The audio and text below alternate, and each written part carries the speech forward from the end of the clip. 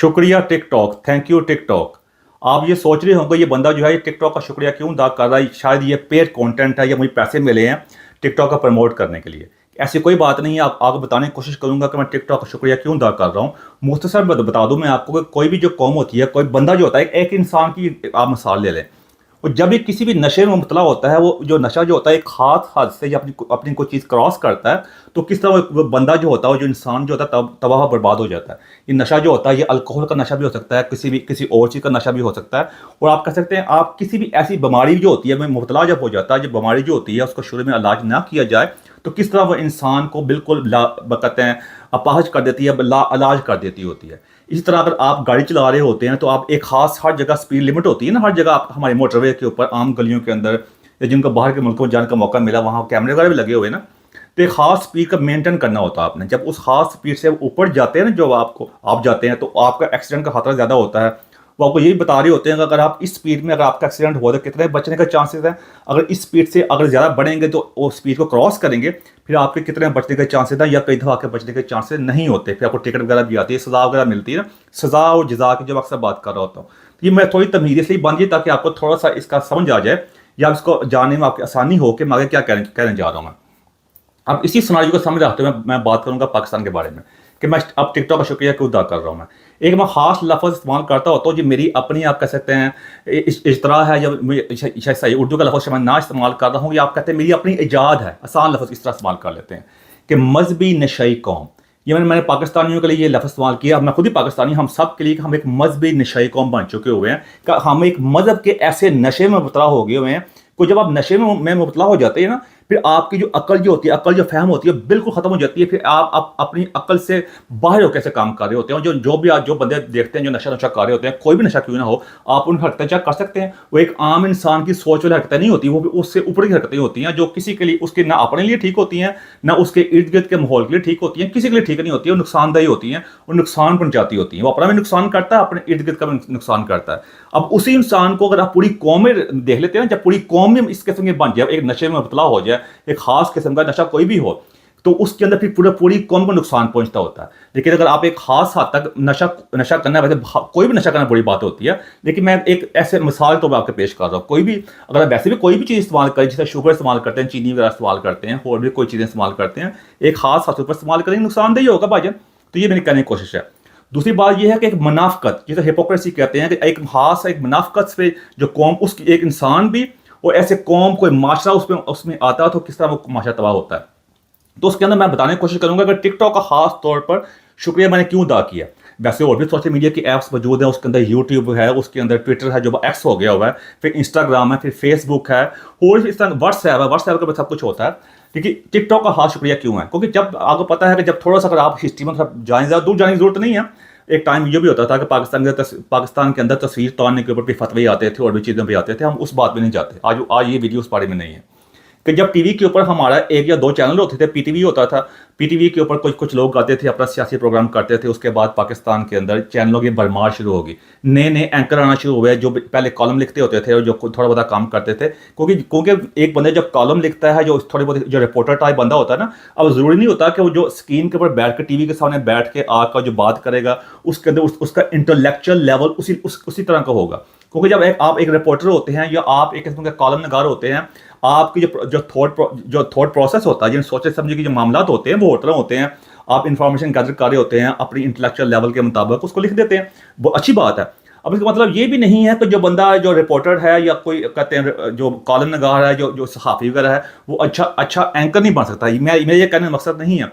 मेरा कहने का मकसद यह है कि जब आपकी किसी चीज़ के अंदर कोई एक खास लेवल की ट्रेनिंग या एक खास लेवल की आपकी नो हाउ नहीं होती, या आपने कोई ऐसा स्टैंडर्ड फिट नहीं किए होते जिस तरह हमारे अखबारों के अंदर होता है, जब मीडिया के अंदर खास तौर पर बात कर रहा हूँ मैं, और अवाम के अंदर, तो फिर मामला ख़राब होते हैं। तो वो बात जो मैं कह रहा था कि जिस तरह बाकी चैनल वगैरह आए, चैनलों के ऊपर एकदम भरमार हुई, एंकर वगैरह आके बैठे, तो वो हर बंदे की एक फैंटेसी बन गई थी। हर बंदा ना, पहले बात थोड़ी बहुत ही होती थी पाकिस्तान के अंदर जब मैं बड़ा हो रहा था, कि ये हर बंदे की ख्वाहिश थी मैं डॉक्टर और इंजीनियर बनूंगा। उसके साथ जब एंकरों का ऐसी भरमार हुई, ऐसी बारिश हुई, वो इतना किस्म का आप कह सकते हैं ऐसा नया शोबा आया कि हर बंदा कब कहता मैंने एंकर ही बनना है। जब आप कहीं साथ आप देख सकते हैं, आप थोड़ा सा जा चेक करें ना जाके, आपको कोई डॉक्टर मिलेगा, कोई मिलेगा, हर बंदे एंकर बना हुआ था जिसकी सिफारिश चल रही थी, कहते मैं फ्री काम करने को तैयार हूँ मैं। तो हर वो जब इतनी ज़्यादा एंकर हुए, उन्होंने 8 बजे की टाइम स्लॉट, किसी ने 10 बजे का टाइम स्लॉट लेके पूरी कौम को जकड़ लिया हुआ था। वहाँ पर जो जो बदखलाकी वाली बातें, हर बंदा अपने प्रोग्राम को हिट करने के लिए नए नए ना काम शुरू हुआ था ना, सियासतदान भी आ रहे हैं, सारे लोग आ रहे हैं, तो बड़ा ज़बरदस्त तरीके से आपस में जुल्दबाजी हो रही है और सारी अवाम इंजॉय कर रही थी। सियासतदान भी सारे आ रहे थे। वो सियासतदान जिनको हमने पहले कभी बहुत कम सुना हुआ था, वो एकदम आहिस्ता आहिस्ता एक्सपोज होना शुरू हो गए थे। पहले हम उनके बारे में इतना जानते नहीं थे, उनकी थोड़ी बहुत रख रखा हुआ था, तो जैसे भी उनके मामला आते हमें अखबार में पढ़ते थे, लेकिन वैसे नहीं जानते थे। वो आहिस्ता आहिस्ता सामने आना शुरू हुए, वो सब कुछ खुल के हमारे सामने आ गया, हमें पता चल गया भाई इसकी तो ये कहा था, इसका इतना इंटेलेक्चुअल लेवल है और ये बंदा इस तरह का है। वो सारे बंदे एकदम सामने आ गए, लोगों को काफ़ी कुछ जानने का मौका मिला। उसके बाद वो एक टाइम ऐसा आया कि पहले तो लोग बड़ा करते यार ये बंदा ऐसे ऐसे, फिर लोगों को आदत होगी उस चीज़ की। जब लोगों को उस चीज़ की आदत होगी, फिर लोगों ने उसका बुरा मानना शुरू कर दिया। फिर लोगों ने ये भी करना शुरू कर दिया यार ये ऐसा ही होता है, ये टीवी पे आते हैं, ऐसी बातें करनी पड़ती हैं, अपने आप को सही मतलब है टीवी के सामने बैठ के। पहले लोग बुरा मानते थे कि यार ये बंदे को ये कहा था, ये हमारा सियासतदान है जिसको हम वोट देते थे, या इस तरह के बंदे हैं, इसके बारे में बड़ी अच्छी बातें थी वो। लेकिन जब एवरी सिंगल डे इतने शो हो गए, इतना कुछ हुआ कि फिर टू मच होगी ना, जब तो हर बंदा बदला हुआ है। एक सियासतदान जो है, जो कोई और बंदा ब्यूरोक्रेट जो है, कोई बंदा भी है ना, वो एक दिन में 5-5 6-6 शो कर रहा है, या एक हफ्ते में 10-10 शो कर रहा है, हर जगह शो में जा रहा है, सेम बातें कर रहा है। जिसकी एक छोटी मिसाल जो शेर रशीद है आपके सामने, वो हर जगह बैठा होता था, एक टाइम था वो भी आया था। बाकी तो ऐसा जैसा इमरान खान शुरू में आया था, उसका भी पहले इकट्ठे मिलकर आता था, फिर आस्ता आस्ता फिर जो कुछ भी हुआ फिर अकेला आना शुरू हो गया। इस तरह उसको काफ़ी एक्सपोजर मिला, जो कुछ भी हुआ। फिर आस्ता आस्ता जो पहले होता ये था कि फिर आपको याद होगा कि अक्सर जब हमारे एंकर हजरात थे वो दिखाते थे कि अब आज एक बंदा जो सियासतदान एक बात कर रहा है, उसने कुछ अर्सा पहले और बात की हुई थी, दिखाते थे भाई ना आप तो ये कहते थे। इसको भी लोगों ने काफ़ी इंजॉय किया। वो थोड़ी देर ये काम चला, लेकिन जब वक्त आस्ता गुजरता गया, लोगों को आदत होगी, लोगों ने कहा यार ये वक्त का तकादा होता है, वक्त के मुताबिक हमें ये चीज़ें चेंज करनी पड़ती हैं। जिसमें बड़ा मशहूर एक बात हुई, इमरान खान की बात मशहूर हुई कि यू टर्न लेने वाला ही लीडर होता है। यानी आप बात करें, झूठ बोलें, वादा खिलाफी करें, तो आप लीडर, फिर भी लीडर वही बड़े लीडर होते हैं। सिर्फ इमरान खान की बात नहीं है, बाकी सारे भी आपके सामने हैं। जैसे नवाज शरीफ भी है, जिसमें जरदारी का बहुत बड़ा कदम मशहूर को उसने बात कही थी कि वादे जो होते हैं, वादे जो होते हैं कोई कुरान हदीस नहीं होते। यानी लोग वही कौम उस चीज़ का भूल गई, उसी को सदर बनाया, उस दोबारा सदर बना दिया। और मियाँ साहब भी हैं, मियाँ साहब की बातें हम चेक कर लें। पहले मैं कहते हैं जमहूरी तकलीफ सब कुछ कर देंगे, ये करेंगे वो करेंगे, फिर उन्हीं को अपने साथ शामिल भी किया कि जिन्होंने उनको कहते हैं बैक स्टैप किया हुआ था। ये सारी एक कहानी है, एक आपके सामने है, तो इस बारे में तफसील जाने की जरूरत नहीं है। अब आते हैं, अब ये सब जब वक्त गुजरता गया, अब इसकी अहमियत कम होती गई। आस्ता आस्ता यूट्यूब जो है बढ़ता गया, यूट्यूब के ऊपर लोगों ने आस्ता आस्ता अपने कहते हैं बातें करना शुरू कर दी। फिर यूट्यूब पे अक्सर लोगों ने अपने चैनल बनाना शुरू कर दी, जो अभी भी काफ़ी बहुत ज़्यादा फैल गया हुआ है। लेकिन यूट्यूब के में भी वही लोग आए जो खास तौर पे इस शोबे से ताल्लुक़ रखते थे, या थोड़ा सा उनको पता था कि टेक्नोलॉजी के बारे में, थोड़ी यंग जनरेशन या और लोगों ने पैसे पूसे दे के अपने चैनल बनाना शुरू किए। और थोड़ा सा सारे चैनल वगैरह आस्ता आस्ता यूट्यूब के ऊपर आना शुरू हो गए। फिर लोगों ने यूट्यूब को देना शुरू कर दिया, क्योंकि उनके लिए आसानी होगी। कोई जो टीवी पे प्रोग्राम आते थे ना, तो उनको अब जब प्रोग्राम एक बार चल गया, दोबारा कहाँ देखना, वो चटपटी बातें, छोटे छोटे कट कुट, वो छोटे छोटे कट कुट जो थे ना, वो यूट्यूब पे आना शुरू हो गए। या जो प्रोग्राम लोगों के जो एक किस्म का एक बड़ी वो बन गई थी ना, एक पता देखने का नशा हो गया था उनके प्रोग्राम देखने का। वो इतना नशा बढ़ गया था कि सारे ड्रामे पाकिस्तान में लोगों ने देखना बंद कर दिए थे सारे। सबसे एक वक्त वो भी था कि सबसे ज़्यादा रैंकिंग जो होती थी इन्हीं शोज़ की होती थी, और आपस में रैंकिंग का मुकाबले होते थे। कभी झूठ बोलो जो मर्जी करो, आपके सामने जिसमें वो हमारा एक एंकर है जवेद चौधरी, जो इस्लाम के नाम के ऊपर। ऐसे ऐसे लोग भी हैं जो आजकल वो सांडे का तेल बेच रहे हैं बड़े माजरे के साथ। इस किस्म के लोग भी हैं, मतलब इंटेलेक्चुअली तौर पर बैंक करप्ट पीपल, या दौलियापन का शिकार दिमागी तौर पर, ये आज भी बैठे हुए हैं। फिर इस तरह ये इन्हीं के शो, इन्होंने आस्ता आस्ता ये शो जो सारे थे वो यूट्यूब के बनाना शुरू हो गए। लोग जो नहीं देख पाते थे या फिर दोबारा इंजॉय करना चाहते थे, आपको शेयर करना शुरू हो गए। देखो जी ये बात हुई थी, गल हुई थी, तो गल मज़ा आ गया। ये मज़े वाली काम शुरू हो गया। जिस तरह मेरे बड़े प्यारे दोस्त भाई हैं जो हैं अनील नाजिद साहब, वो कहते थे कि ये सब कुछ हो गया, कहते इसे कहते चस्काबाजी, सब चस्काबाजी शुरू होगी। फिर ऐसा ऐसा ये यूट्यूब के ऊपर, लेकिन मसला उसमें भी मासेस नहीं है, देखने वाले ज़्यादा थे और सुनने कहते हैं जो उस पर कॉन्टेंट जो आ रहा था वो सिर्फ एंकर थे, ये बाकी इधर लोग थे। फिर लोग अपने हिट करने के लिए इसका छोटी सी कट इधर से पकड़ा और थोड़ा सा कट इधर से पकड़ा तो लगाना शुरू कर दिया। उसके बाद आपको पता है फेसबुक है, फेसबुक के ऊपर भी लोगों ने ऐसे शेयर किए, फिर जो दो नंबर फेक न्यूज़ सब कुछ आना शुरू हो गया। उसके बाद फिर आप कहते हैं ट्विटर जो है, जो अब एक्स बन चुका हुआ है, उसके ऊपर फिर क्योंकि वो ट्विटर पे एक डिफरेंट चीज़ थी ना, उस पर लोग न्यूज़ वगैरह आपस में शेयर करते हैं, बातें करते हैं। तो ट्विटर पाकिस्तान में वो चीज़ पीक हासिल नहीं कर सका, जो मतलब आम आवाम की बात कर रहा हूँ मैं। ऑफकोर्स जो दूसरे सहाफ़ी हज़रात आते हैं, सियासतदान जो थोड़े बहुत हैं, जैसे इंटरनेशनल पे उनको अब ट्विटर को, मैंने पहले काफ़ी देर कहा था कि ट्विटर जो होगा वो सब कुछ डोमिनेंस होगी उसकी, जब उसकी वो अजारादारी उसकी होगी, तो अब है उसके बाद ये आते हैं, अब आते हैं ये मैं थोड़ी सी आपको तस्वीर कशी की है ताकि आपको समझने में या मैं जो मैं अपना पॉइंट बताना चाहता हूं उसमें आसानी हो जाए। उसके बाद आ गया ये टिकटॉक। अब टिकटॉक ने ये चीज जो जिस वजह टिकटॉक ने इस चीज को आसान कर दिया और सब कुछ एक्सपोज करके आपके सामने रख दिया, उसकी वजह बहुत आसानी थी। उसकी वजह ये आसानी थी कि टिकटॉक ने सबसे पहले जब भी आप जिनका यूट्यूब चैनल का पता है कि यूट्यूब के वीडियो बनाने के लिए आपको थोड़ा सा टाइम लगता है, थोड़ा सा आपको पता होना चाहिए। पहले आप वीडियो रिकॉर्ड करते हैं, फिर उसकी एडिटिंग होती है, फिर थंबनेल बनता है, फिर जो कुछ का सारे अपलोडिंग होती है, थोड़ा ये टाइम रिक्वायर है। ये ऐसे ऐसे नहीं कि आप वीडियो बनाई कर सकते हैं, लेकिन एक प्रोफेशनल वीडियो को करने के लिए फिर एल्गोरिथम जो है उसका यूट्यूब पे इतने ज़्यादा व्यू भी नहीं आते आपके, अगर मतलब जब तक आपका कोई अच्छी तरह सेटल ना हो जाए प्रॉपर, और टाइम लगता है उसके ऊपर। सोशल मीडिया ये फुल टाइम जॉब है, मैं अक्सर लोगों को कहता होता हूँ, जिनको अक्सर लोग कहते हैं आप यूट्यूब बनाओ, चैनल बनाओ, पैसे बनाना शुरू कर दो। पैसे बनाने का डिफरेंट चीज़ है, लेकिन मकसद होता है आपका मकसद क्या, आप क्या चाहते हैं। पैसे बनाने कोई बड़ी बात नहीं भाई, आपकी मर्जी, जो मर्जी कर सकते हैं।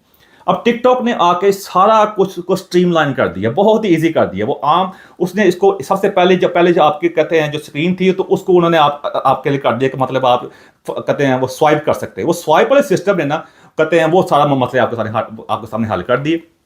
वो टिकटॉक ने इस चीज़ को इतना आसान कर दिया, कोई बंदा भी जाकर, एक आम बंदा जिसको कभी मोबाइल इस्तेमाल नहीं किया, टिकटॉक ने एक गांव गली मोहल्लों के अंदर आम औरतों के अंदर, आप हमारे जिन बाबे जी कहते हैं बुजुर्गों के अंदर, छोटे बच्चों के अंदर, वो इस तरह रेवड़ियाँ नहीं जितना मिलती हैं, जो वो कहते हैं जो बंडी की चीज़ मिलती है पाकिस्तान में, इस तरह टके टोकरी कर दिया हर चीज़ को। उन्होंने जिसका दिल किया उसे कोई ज़रूरत नहीं जाके पहले जाके वीडियो मैं शूट करूँ, जाके फिर रिकॉर्ड करूँ। वो आपको कोई चीज़ किसी चीज़ की ज़रूरत नहीं है, एक मोबाइल होना चाहिए, थका मोबाइल क्यों ना हो। आपने इसे वीडियो बनानी है, वीडियो बना लो, जो आपने कहना गालियां निकालनी, जो 2 नंबर झूठ बोलना करके वो मारो। उसके बाद फिर आपके व्यूज भी बहुत ज्यादा आ जाते हैं। यानी एक अच्छा वाला जानने वाला एंकर जो एक बहुत जबरदस्त बात कर रहा है, जो कोई और बंदा इंटेलेक्चुअल बंदा यूट्यूब के ऊपर अपना टाइम लगाकर अपनी रिसर्च से बात कर रहा है, उस बेचारे के बड़ी मुश्किल है। थोड़े व्यू आते हैं और एक आते हैं वो एक आम बंदा जिसने थोड़ी सी जाकर जो मतलब गाली कोई निकाल दी है, जो 2 नंबर बातें कर दी है, मजाक की ऐसी बात, जो भी मतलब सती बात करी की है, जैसी मर्जी मजाक वाली बात, उसके मिलियंस व्यू आ जाते हैं। इस चीज ने सारी गेम चेंज कर दी। लोगों ने ऐसी गेम चेंज की कि आज जो मैंने आप जहां से मैंने वीडियो शुरू की थी, जिसने मुझे पाकिस्तान को सारी जो थी ना, जो एक चीज कुछ चीजें छुपी हुई थी, जो काफी चीजें छुपी हुई थी वैसे ना देखा जाए तो, उसको सबके सामने ला कर रख दिया कि ये है हमारा माशरा। क्योंकि हमने ठेका लिया हुआ था, हमने कहा जी हमारा माशरा अखलाकियात पे खड़ा है, हम सबसे बेहतरीन हैं। जिस तरह अक्सर हमारे मजहबी तौर पर लोग कहते हैं ये हम जन्नत में जाएंगे, बाकी सारे दोजख में जाएंगे, क्योंकि वो बाहर के माशरे इस तरह के हैं, वहाँ बदअखलाकी होती है, और लड़कियाँ जिस तरह भी औरतें जिस तरह भी करते हैं, मर्द ऐसे करते हैं। यानी आप नाम ले, हर किस्म की बुराई दुनिया में थी। हमने अपने बारे में हम अपनी तरफ से जबरदस्त दुनिया की सबसे बेहतरीन कौम बन के बैठे हुए थे। अब टिकटॉक ने क्या किया कि वो सब कुछ एक्सपोज कर दिया। वो एक टर्म इस्तेमाल सुनी हुई थी हमने कि हम हमें सब नंगे हैं, तो मैंने उसको भी एलेबोरेट किया कि टिकटॉक में हम हमें सब नंगे तो हैं। मैं माता से कहूँगा, माफी चाहता हूँ मैं आपसे कहने के लिए कि ये तकाजा मैं कहना पड़ रही है मुझे, एक नंगे तो हैं। टिकटॉक ने उन नंगों को कोडा कर दिया। मतलब है कि बिल्कुल कोई मसला नहीं, कोडा करने का मतलब ये है कि उसको बिल्कुल मतलब उसको झुकना पड़ गया। कोई आपको पता है कि जब बंदे को जेल के अंदर जाते हैं ना, जब जेल में जब बंदे को चेकअप होता है, जो खास तौर पर जो बड़ी बड़ी सिक्योरिटी वाली जेल्स हैं, जहाँ पे बड़े बड़े क्रिमिनल को रखा जाता है, तो उनको स्ट्रिप करके यानी सारे कपड़े उतार के अच्छी तरह चेक किया जाता है। उनको उनके जो शर्मगाह वगैरह होती है वहाँ भी चेक किया जाता है, रोशनी डाल के, पानी डाल के, जो कुछ उन्हें करते हैं वो कोई चीज़ छुपाई तो नहीं हुई। तो टिकटॉक ने हमारे साथ वो किया, उन्होंने वहाँ रोशनी डाल के हमारे जो कहते हैं शर्मगाह है, वहाँ भी जाके अंदर से जो कुछ गंदगुंद था ना सारा दिखा दिया। तो ये सब कुछ हुआ। इसलिए मैं टिकटॉक का शुक्रिया अदा कर रहा हूं कि कोई रह नहीं गया कि हम ये कह सकते हैं हम इस तरह की कौम है और बाकी कौमें अच्छी हैं। वो अब यही वजह है, इसी वजह से माशरा जो है, टिकटॉक का शुक्रिया अपनी जगह पे है, लेकिन उसके साथ साथ जिस तरह हर चीज़ के फायदे होते हैं उस चीज़ के नुकसान भी होते हैं। जब टीवी नया नया आया था, लोगों ने हमारे उलमा हज़रात ने कहा ये मतलब है ये जी दोज़ख वाला ये शैतान का काम है। और आज वही सब उलमा ने अपने यूट्यूब चैनल खोले हुए हैं, टिकटॉक खोले हुए हैं, उस सबको कह रहे हैं इसको सब्सक्राइब भी करो, वहाँ से पैसे बना रहे हैं। यही मुनाफकत है, और इसी मुनाफकत ने हमारे सामने रख दिया, और इस तरह हमारी जनरेशन जो हमारे सामने आ गई है। अब मैं मजहबी नशे कौम का भी लफ्ज़ इस्तेमाल किया था, जिस तरह मैंने कहा था सारा नशा ही बुरा होता है, लेकिन जब मजहब का नशा होता है ना, वो सब नशों से ऊपर का नशा होता है। वो किस लिए कि मजहब जो होता है एक वो आपको अखलाकियात सिखाता है, आपको अच्छी चीज़ सिखाता है, लेकिन जब आप मजहब को अपने पर्सनल के लिए इस्तेमाल करना शुरू कर दें, और एक होता है जब आपके पास गली मोहल्ले में 2-4 बंदे आपस में बात कर रहे हो, जो अपनी तरह जो किसी कहानी सुना रहे हो, तो ज़्यादा बात होती है। लेकिन वही चीज़ जब आप पूरे माशरे में सामने आ जाए, उसके लिए आसानी से फैल भी जाए। कोई यूट्यूब में तो है थी, लेकिन इतनी फैली नहीं थी। टिकटॉक की वजह से आके पूरे माशरे में एक वारिस की तरह चीज़ें फैली और लोगों ने जो मुंह में आया कई यार थे मजहब के नाम के ऊपर, जिसका दिल किया, जिसको जो चीज़ पसंद ना आई, जो अगले बंदे फतवे लगा दिए। कोई फतवे लगाना तो हमारी कौम का बड़ी ज़बरदस्त किस्म की खेल है ना, जिसको दिल किया जाकर फतवा लगा दिया, वो फतवे लगा दिए हमने जाके, ये आना शुरू हो गया। और उसी टिकटॉक पे आप चेक कर सकते हैं कि हमारा हाल अब ये जो हो चुका कि हमारी औरतें में एक आम, अब उसमें अक्सर लोग सही मिसाल देते होते हैं। एक बार देख रहा था मैं कि पहले किसी बंदे को जब पैसे होते थे, उसे जाना होता था ना किसी को, मतलब मुजरा वगैरह देने के लिए, कुछ देखने के लिए किसी औरत का, या किसी जो हमारे खास औरतें हैं, मैं ज़्यादा बात करना नहीं चाहता, तो उसके पैसे चाहिए, थोड़ा बड़ा कुछ चाहिए। अब जो पैसे नहीं क्या करे, अब अफसोस के साथ वो भी पैसे देने की जरूरत कोई नहीं। आप टिकटॉक उठाकर देख ले, बाहर के मुल्कों की बात तो छोड़ ही देना, वहां भी सबको जो हो रहा है, लेकिन उनके माशरे का मामला ये, उसके बारे में मैं टच बेस करता हूँ। हमारे माशरे में आप देख लें, छोटी बच्चियों, छोटी छोटी उम्र की 5 साल की तो नहीं, शायद वो भी शायद हैं, लेकिन 10 साल के 12 साल से लेकर और काफ़ी मैच्योर औरतें भी, 60-70 साल वाली भी हैं, 50 साल वाली हैं। अब एज किसी भी, अब एज के उम्र के दरमियान का फर्क रह नहीं गया। और हमारे लड़के बंदे भी कल बढ़ता नजर आती, 5-10 साल से लेकर काफ़ी उम्र के बुजुर्ग बारिश हुए हैं, वो भी वहाँ पे गाने गा रहे हैं, डांस कर रहे हैं, और औरतें भी अपना सब कुछ कर, मतलब जो कुछ दिखाना, व्यूज़ देने के लिए सब कुछ कर रहे हैं। उसी इंडिया के गाने पे डांस कर जा रहे हैं, उसी इंडिया को दुश्मन भी कर जा रहे हैं, मिलियन के व्यू भी ले जा रहे हैं। अब उसी लिप सर्विस करके सारा कुछ वहाँ पे हो रहा है। किसी को जाके अब उन पैसे देने की जरूरत नहीं है, जो कुछ देखना यहाँ देख लो। और घर के बेडरूम के अंदर ये होता है ना, जाके महल्ले में जाके करना, बेडरूम के अंदर, छत के ऊपर, बागों में, और जाके स्टेज के ऊपर, हर जगह सारी चीजें हो जा रही हैं। लोग टिकटॉक पे, एक होता था जमाना के पहले, आप ना गली मोहल्ला में जब लड़ाई होती थी ना, दूसरे को लोग खड़े होते थे, गाली गुलियां निकाल रहे होते थे, मतलब छोड़ूंगा नहीं, अपने गुस्सा निकालने के लिए दोस्त लेकर चले गए। अब वही लड़ाइयाँ सारियाँ, वही बद अखलाकियाँ सारी टिकटॉक के ऊपर आ गई हैं। एक दूसरे को गालियां निकाल रहे होते हैं कि मैं तुम्हें छोड़ूंगा नहीं, माँ पे गालियां निकल रही हैं, लाइव शो हो रहे हैं वहाँ पे, हर माशरे के हर जगह ताल्लुक है। बंदा एक आम इंसान, कोई उलमा कराम आप कह सकते हैं, कोई सियासतदान, हर बंदा यह काम कर रहा है। और इस चीज़ ने हमारी कौम को बिल्कुल एक्सपोज कर रहा दिया, और ये हमारी कौम का सामने ये चीज़ आ चुकी हुई है। अब मैं, जैसा मैंने पहले कहा था कि बाहरी कौम में भी ऐसा होता है, वहाँ बड़ी बदखलाक वीडियो है, बहुत कुछ वहाँ पे हो रहा है, मैं इसमें कोई डिनाई नहीं, इसकी दूसरी राय नहीं है। लेकिन उस कौम में, हमारी कौम में, ये इसलिए फर्क है कि वहाँ पे कौम की एक फाउंडेशन, एक बुनियाद बन चुकी है। ऐसा नहीं वहाँ जाना चाहते हम, ये जो लोग बातें करेंगे जी उनके वहाँ क्यों नहीं ऐसे होता, अक्सर मिसाल दे रहे होते हैं कि उनको वहाँ अमेरिका में ऐसा नहीं होता, बिल्कुल होता है। लेकिन वहाँ पे कानून मौजूद है, वहाँ पे अखलाकियात है, वहाँ पे चेक एंड बैलेंस है। फिर भी वहाँ बड़े इसके अलावा मामला होते हैं। लेकिन फिर वही मुल्क या फिर आप जाना चाहते हैं टंकियां वगैरह लगा के, हमारे सियासतदान से लेकर हमारे स्टैब्लिशमेंट, फौजी हजरात, सारे जज वगैरह, मीडिया वाले, सब बच्चों की तलीम हासिल करना चाहते हैं, सेट होना चाहते हैं, सब कुछ कुर्बान कर वहाँ पहुंच रहे होते हैं। फिर कोई ना कोई वजह तो है ना, वहाँ जा रहे होते हैं कि वहाँ चेक एंड बैलेंस है, वहाँ पे एक सिस्टम मौजूद है, वहाँ पे एक मजबूत सिस्टम मौजूद है, बशक वो इंसाफ कोर्ट का सिस्टम हो, बाकी सिस्टम हो, चीज़ मौजूद है। जिस तरह मीडिया भी है ना, मीडिया का चेक एंड बैलेंस मौजूद है। ऑफकॉम है यहाँ पे, इंग्लैंड के अंदर है, तो कहते हैं वहाँ पे चेक होता है, आप कोई शिकायत कर सकते हैं, वहाँ पे सिस्टम मौजूद है।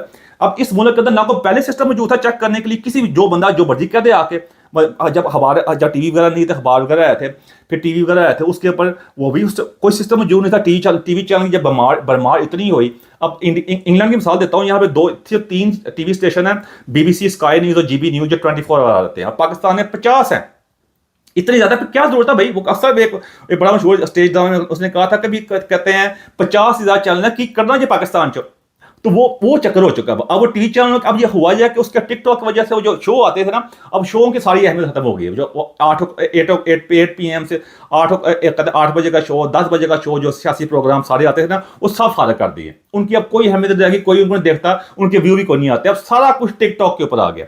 उस वहां पे अब हर बंदा साफी है, तो हर बंदा जो बातें कर रहा है, आप भी कहते हो यार तू कौन है, बिल्कुल मैं भी, हाँ मैं 3 में 13 में, मेरी भी टके की औकात नहीं है भाई, मैं तो अपना खिलाफ का इज़हार कर रहा हूँ, आपको एग्री करना जरूरी नहीं, मैं अच्छा गलत बातें कह रहा हूँ।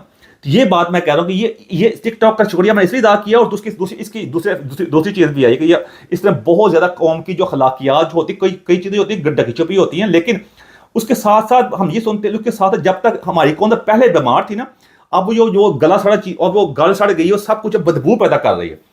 जो होता है अगर आप मेडिकल लिहाज देखें ना, जब पूरे जिस्म पे जख्म लगे हों, अंदर का जिस्म का ऑपरेशन करना हो ना, अगर दिल का ऑपरेशन करना हो, वैसे करना हो, तो आपको जिस्म को पूरा खोलना पड़ता है, काटना पड़ता है, दमा सर्जरी करनी पड़ती है, उसके लिए सब कुछ खोलना पड़ता है। अगर आपकी बीमारी की तशखीस भी करनी हो, आपका एक्सरे करना पड़ता है। अब टिकटॉक ने क्या किया, पूरा एक्सरे कर दिया पूरी पाकिस्तानी कौम का, कि ये है भाई आपका मसले मसाइल, ये है आपकी हरकतें हैं, और ये है आपका असल माशरा।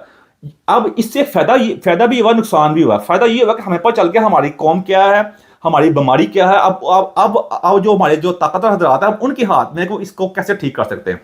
अब ठीक होना मामला तो बहुत ही मुश्किल है, क्योंकि जब भी कोई किसी चीज़ का इलाज होता है, और खास तौर पर उस बीमारी का इलाज जो आपके अंदर से अंदर लगी हो, जब अब दिल का ऑपरेशन हो या कोई और अगर आपके और बड़े मसले मसाइल हो, तो फिर आपको दर्द होगी, जब टांके लगेंगे, ऑपरेशन होगा, सब कुछ होगा, फिर आपको बेहोश करना पड़ेगा पहले भाईजान। सबसे पहले तो वो आपको समझिएगा जो कहने की कोशिश कर रहा हूँ। इलाज जो होता है वो आसानी से नहीं होता। ये वो इलाज नहीं कि डिस्प्रिन दे दो, पैराडोल दे दो, इलाज हो जाएगा, नो प्रॉब्लम है, ऐसी नहीं बात नहीं होनी भाईजान। ये प्रॉपर एक इलाज होने वाला, एक आपको प्रोसेस से गुजरना पड़ेगा। टिकटॉक का इसलिए शुक्रिया मैंने अदा किया भाईजान, उसने सारी कौम को सामने ला रख दिया। आप चेक कर सकते हैं क्या हो रहा साथ हमारे एवरी सिंगल जो वीडियो बन रही है जो आपके सामने आ गया। आप इसमें कोई दखलछुपी बात नहीं है। आप तो कहते हैं ऐसी ऐसी वीडियो हैं जिसको देख के आम बाहर के लोग भी क्या आम शर्म की महसूस होती है। और ये वही लोग होते हैं जाके ऑनलाइन जिनकी अपनी कोई हलाकियात नहीं होती, टिकटॉक के ऊपर आके दूसरों के फतवे लगा रहे होते हैं, और अपनी डीपीओ के ऊपर भी अल्लाह मोहम्मद का सल्लल्लाहु अलैहि वसल्लम का नाम लिख के और अपने नीचे प्रोफाइल के अंदर गंदी वीडियो अपलोड की होती है दूसरी औरतों की। और अभी रिसेंटली यूएई की गवर्नमेंट ने भी पाकिस्तान बाकी अरबी ममालिक ने भी शिकायत की है कि यूएई की गवर्नमेंट ने कहा कि यहाँ पाकिस्तानी जो होते हैं दूसरी औरतों की वीडियो बनाकर टिकटॉक पे अपलोड करते हैं। तो ये मैंने बताने की कोशिश थी कि पाकिस्तान को जो हमने जो बड़े बड़े लोगों बातें करते थे ना, हमारे सामने टिकटॉक ने क्या किया, एक होल अल्फाज के अंदर शीशा हमारे सामने रख दिया, भाई ये आपका चेहरा है, आपके चेहरे पे ये गुबार है, ये गंद है, इसको साफ करना पड़ेगा। अब वो आप साफ करना चाहें तो ये आपकी मर्जी है। उसके बाद मैंने अखलाकियात की बात की, मुनाफिकत की बात की थी। मैंने ये भी यही साथ मैं इसका क्रेडिट लूंगा नहीं लेना, मैं क्रेडिट नहीं लेता भाई, मैं आम बात ही करता हूँ। सबसे पहले काफी सालों पहले मैंने कहा था कि जो अखलाकियात जो होती है, देखें इंसान का मुनाफिकत क्या होती है। मुनाफिकत ये होती है कि जब आपके दिल में कुछ और होता है, जबान पे कुछ और होता है, और आपके एक्शन कुछ और होते हैं। और ये भी चीज़ इसी चीज़ ने हमारी कौम को तबाह कर दी है कि हमारे दिल में कुछ हो रहा है, हम कुछ हो, वो बिल्कुल जो दिल में चोर है वो तब वो आप बता इंसान जाने, उसका रब जाने, अल्लाह जाने, लेकिन हमारी जबानें कुछ और कह रही हैं और हमारे एक्शन कुछ और कह रहे हैं। और यही सबसे बड़ी मुनाफिकत होती है। और टिकटॉक ने ना के हमारी बाकी चीज़ें दिखाई हैं, टिकटॉक ने ये भी हमारे में दिखा दिया कि हमारी मुनाफिकत की इंतहा है। जहां पे हमारे एस्टेब्लिशमेंट से लेकर आम बंदा मजहब खेल रहा है, और जाती किरदार किस तरह के हैं, जिस तरह खलील रहमान कमर का अभी मैं एक मिसाल के तौर पर पेश कर रहा हूँ। खलील रहमान कमर से बहुत है, उसके अलावा जो मोटिवेशन स्पीकर भी कई चेक कर लें, जिसमें कासिम अली शाह है, साहिल अदीम है, और भी कई हैं। ये मिसाल के तौर पर पेश कर रहा हूँ, इस तरह के बहुत ज्यादा है कि इनकी जाके देखें। मैं मजहबी निशाई कौम का लफ्ज़ इस्तेमाल किया था, देख ले कोई बंदा ऐसा है जो मजहब का इस्तेमाल करके आगे जो मुंह में आता कह रहा है। और आप या तो आप मजहब का इस्तेमाल करें, लेकिन मतलब ये कहता है कि आपका जाहिर जो है ना, आपका बातिन भी ऐसा होना चाहिए, यानी आउटसाइड इनसाइड का इतना बड़ा तजाद नहीं होना चाहिए। लेकिन हमारा तजाद इतना बड़ा है कि जिसकी कोई इंतहाई कोई नहीं। और यही मुनाफिकत जो मैं कह रहा हूँ, इसे कहते हैं अखलाकी दिवालियापन, जिसे कहते हैं मॉरल बैंकरप्सी से कहते हैं, जैसे फाइनेंशियल बैंकरप्सी होती है जिसमें आपकी अगर लाइबिलिटीज जो होती हैं, जो आपके एसेट यानी आपके जो कर्जे जो हैं, आपके जो पैसे आपके पास जो उससे ज्यादा हो जाए, तो इस तरह अखलाकी दिवालियापन के हमारी कौम शिकार हो चुकी है। मुनाफिकत में होगी है कि यही वही लोग हैं, जिस तरह मैं खलील रहमान कमर की मिसाल दी है कि दूसरों को इस्लाम का लेक्चर दे रहे होते हैं, औरतों को जाकर खुद जब पकड़ जाते हैं तो फिर डिठाई इस बात की को मानते भी नहीं है, और अपने आप को फिर इस्लाम के मतलब लेके फतवे लेके बड़ी बड़ी बातें कर रहे होते हैं। मैंने बात करता हूँ कि इसका फिर लोग कहते हैं कि बाहर के मुल्क में ऐसा नहीं होता। बिल्कुल होता है, मैं बार बार ये कह चुका हूँ, बिल्कुल होता है। लेकिन बाहर के मुल्क में आपको बता ऐसा पकड़ा जाता है ना, वहां वो बाद में आकर ये मदद का इस्तेमाल करके फाइन दे रहा होता है, वो मानता अपनी गलती को, वो माशरा फिर उसको आगे दोबारा उठने नहीं देता। फिर वो माशरा उसको, उसमें कोई ऐसी गुंजाइश नहीं होती कि मदद का नाम इस्तेमाल करके मौलवी पास बैठा के फतवे ले रहा हो, और फिर वो बंदे आके बाइबल की या तोरा की या किसी और चीज़ की ऐसी अपनी मदद के मुताबिक जो भी किताबें हैं मदद की, वो आके उसके रेफरेंस लेके या उनके पादरियों को या अपने कहते हैं जो भी हैं उनके मजहबी जो पेशवा हैं उनको बुला के उनसे फतवे नहीं ले रहे होते। ये सबसे बड़ा फर्क है, और इसी को बार बार मैं बयान करने की कोशिश कर रहा होता हूँ। अब जिस तरह अभी रिसेंटली खलील रहमान कमर का वाकया पेश आया, उस साहिल दीन को चेक कर लें, उसके बाद जो कासिम अली शाह साहब, इनकी सारी जाती इनके चेक कर लें, हर जगह जाकर मजहब का तर्क। लेकिन उनको पता क्या कहे, हमारे chief of the army staff को देख लें, हमारे आम गली वाले बंदे को देख लें, जिस तरह कहते हैं ब्लास्फेमी का इल्जाम लगा के किसी को जिसको मर्जी अंदर कर दो, जिसको मर्जी मार दो, पूछने वाला कोई नहीं है। और जिस तरह हमारे मस्जिद में सब कुछ हो रहा है, वो लगा वाकया था, मैं आपको रेफरेंस तौर बता रहा हूँ कि ये सारा कुछ हमारे सामने एक्सपोज होकर आ गया, और इसी ने हमारी कौम को तबाह बर्बाद कर दिया। अब इसके अलावा ये सब कुछ करने के बाद मैं कहूँगा इसका हल क्या है। हाल ये कि इस हाल तरह को मुश्किल नहीं है। देखिए आज ये टिकटॉक है, कल को 8 से 10-15 अब जिस तरह एआई आ गई है, आज के 5-10 साल बाद कोई और नई ऐप आ जाएगी, वो इसको टेक ओवर कर लेगी। उसके अलावा फिर और आज से 40-50 साल बाद मैं नहीं होऊंगा तो और भी ऐसी टेक्नोलॉजी आ चुकी होगी। टिकटॉक को लोग कहेंगे ये कौन सी टेक्नोलॉजी है, फ़र्क है। जिस तरह आज हमारे पुराने आज जिस तरह बाकी टेक्नोलॉजी जो शुरू शुरू में आई थी बिल्कुल फ़र्क हो गई है। जिस तरह पहले चैट होती थी माइक्रोसॉफ्ट की, गूगल वगैरह की, सब खत्म हो गई है ना, वो सारा चीज़ें खत्म हो चुकी हुई हैं। इस तरह ये टेक्नोलॉजी आज सारा बढ़ रही है कि आज टिकटॉक का कल को नहीं होगा, आज 40-50 साल बाद कोई और ऐप होगी। तो इस अगर लेकिन हम होगा क्या कि अगर हमने अपने माशरे को ठीक ना किया तो वो बाकी जो अब तो हमारे सब कुछ हमारे सामने आ गया, फिर वो जिस्म जो होगा ना वो इलाज के काबिल भी नहीं रहेगा। तो उसका हल क्या है? उसका हल है कि हमें सबसे पहले अपनी गलतियों को मानना पड़ेगा, बताना अब सबसे पहले मानना पड़ेगा कि हमारे अंदर जो प्रॉब्लम वाकई हैं, ये चीज़ें हमारे सामने जो आ चुकी हैं, हमने सबसे पहले जो बीमारी जो हमें डॉक्टर बताता है ना, अब मैं आपको अपने को डॉक्टर नहीं कह रहा, मैं एक सोशल तरीके से एक रिफॉर्मर भी नहीं कहता, मैं एक आम सा इंसान हूँ, मैं सोशल डॉक्टर के तौर पर कह सकते हैं, आम से लिहाज से वो बताने की कोशिश करता हूँ। जो और बड़े अच्छे लोग मौजूद हैं जो बता रहे होते हैं भाई प्रॉब्लम ये है। सबसे पहले उस बीमारी का इलाज ही नहीं हो सकता जब तक आप ये माने ना कि ये बीमारी है। अगर आपके सामने सारी रिपोर्ट्स भी आ गई लेकिन फिर भी आप डिनाई कर रहे हैं, फिर बैठे जाके फिर अपना इंतजार करें अपनी मौत का, फिर यही हो सकता है। तो उसका सबसे पहले जी का इसको मानना पड़ेगा। उसके बाद फिर एक ऐसे रूल और सेट करने पड़ेंगे कि ताकि लोगों को ये लोग इस चीज़ को एक्सप्लॉइट कर सकें, रूल रेगुलेशन बनाने पड़ेंगे। और कौन बनाएगा? जो ताकतवर हजरात हैं। लेकिन अगर ताकतवर हजरात जो हैं वो सिर्फ अपने अपने टाइम के लिए जो आप लोग कहते हैं पंजाबी का लफा डंग डपाओ काम कर रहे होंगे, तो फिर वही होगा जो बाद में फिर आधे 40-50 साल बाद 100 साल बाद जब अगर पाकिस्तान बाकी रहा उस वक्त कहीं पहुंचा तो फिर इलाज से काबिल नहीं रहेगा। फिर मैं बार बार कह रहा हूँ, तो हमने अब की जनरेशन जो तो होना है तो हो गया, हमने अपनी आने वाली जनरेशन जो आने वाली नस्लें हैं उनको बचाना है, ताकि हमें कम से कम इतना शुक्रिया अदा कर दें कि हमने उनके लिए एक राह सेट कर दी थी। लेकिन इसलिए यही है कि हमें कानून को सख्त करना पड़ेगा। सबसे पहले जो हमें ये हर मजहब को रियासत के मुंह से लड़ा करना पड़ेगा। जो बंदा जिसका काम उसी को साजे और हर चीज़ को रेगुलाइज करना पड़ेगा। जिस हम एक मजबूत एक अदालत बनाने पड़ेंगे और चेक एंड बैलेंस वाले, जो मतलब है जहाँ पे अगर फर्ज कर लें कि जो मस्जिदों के अंदर जो इश्तिहार फैलाया जाता है, जो वाक़े पेश आते हैं, उनको चेक एंड बैलेंस करना पड़ेगा। उसके अलावा ये सोशल मीडिया के अंदर जो कुछ हो रहा है और जो सब कुछ हमारे सामने आ रहा है, इसको भी रेगुलाइज करना पड़ेगा। लेकिन रेगुलाइज का मतलब ये नहीं कि अपनी मर्जी के बंदे जो वो सब कुछ करिए, दूसरे बंदे कुछ ना करें, दूसरे बंदे पकड़ लो उनको जाके। तो ये ऐसे नहीं होना चाहिए। इसलिए सबसे उसमें नंबर 1 बात ये कि सबसे पहले अपने जो ताकतवर हजरात है, जब तक वो अपने आप को स्क्रूटनी के लिए अपने आप को अदालत के कटहरे में नहीं खड़ा करेंगे और अपने आप को उस मुकाम पर नहीं लेके आएंगे ताकि उनका भी हो, क्योंकि जब नीचे वाली आवाम उस चीज़ को कभी नहीं मानेगी जब तक वो देखेगी नहीं ताकतवर हजरात भी कटहरे में आए हैं, वो अपना सेल्फ जो कहते हैं कि अपनी उनकी असेसमेंट हो रही है, उनकी कहते हैं वो अपने आप को भी लेके आए हैं, मतलब अदालत के निज़ाम के अंदर या अपने इंसाफ के जो अदारे बनाए हैं उसमें उनकी अपनी पकड़ भी हो रही है। जब ऐसा होना शुरू होगा उसके बाद आहिस्ता आहिस्ता स्ट्रीमलाइन होगा, लोगों को आएगा, माशरे ऐसे बढ़ेंगे जिस तरह बाकी लोग मुल्क में ऐसे होता है।